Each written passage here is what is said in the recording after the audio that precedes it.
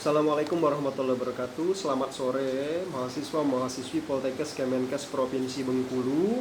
Hari ini kita belajar melalui YouTube karena jaringan Kletek tidak bisa kita akses. Ini adalah materi kewarganegaraan membahas mengenai makna Indonesia sebagai negara hukum. Pertemuan ke-7 adalah pertemuan terakhir materi sebelum UTS. Pertemuan ke-8 itu sudah UTS. Mahasiswa sekalian diminta untuk mempersiapkan diri sebelum mengikuti ujian tengah semester. Kembali ke materi.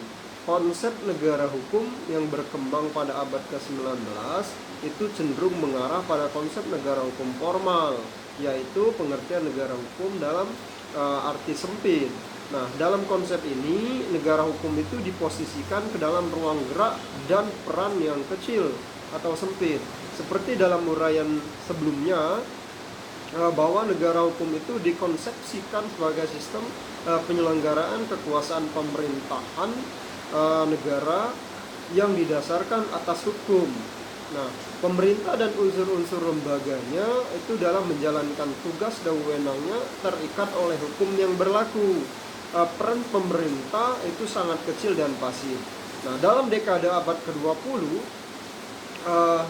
konsep negara hukum itu sudah mengarah pada pengembangan negara hukum dalam arti material. Nah, arah tujuannya itu sudah memperluas peran pemerintah terkait dengan tuntutan dan dinamika perkembangan zaman. Konsep negara hukum material itu yang dikembangkan di abad ini sedikitnya memiliki sejumlah ciri-ciri yang melekat pada negara hukum atau Rechtsstaat. Adapun ciri-ciri itu adalah sebagai berikut. Yang pertama, negara hukum di abad 20 itu menjamin HAM. HAM itu dijamin oleh undang-undang. Terus adanya supremasi hukum, adanya pembagian kekuasaan trias politika demi kepastian hukum.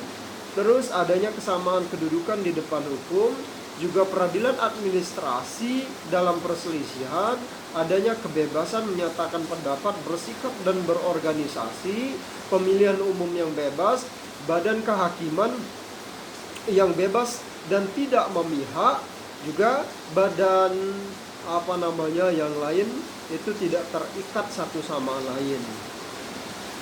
Nah, makna Indonesia sebagai negara hukum itu ada, kita bisa lihat di pasal 1 ayat 3 Undang-Undang Dasar 1945 yang menyatakan bahwa Indonesia adalah negara hukum.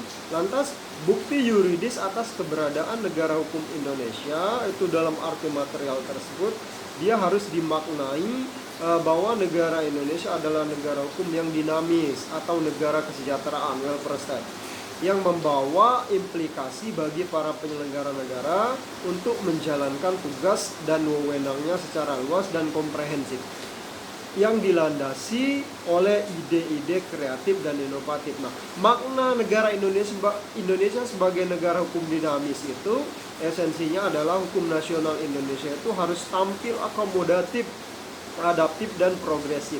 Apa sih yang dimaksud dengan akomodatif?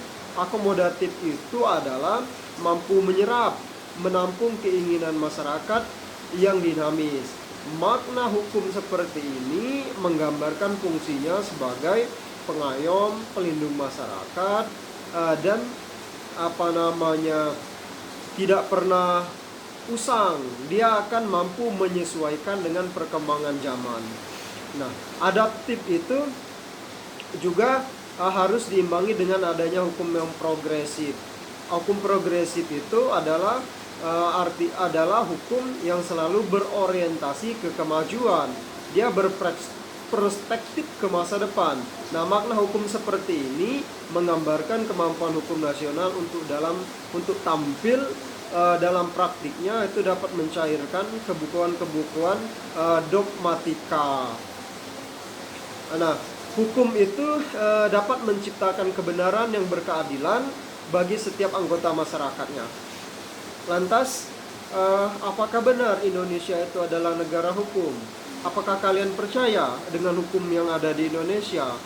Berikan contoh penegakan hukum yang tidak berpihak kepada masyarakat kecil, dan berikan juga penegakan hukum yang terlalu berpihak kepada rakyat yang mampu.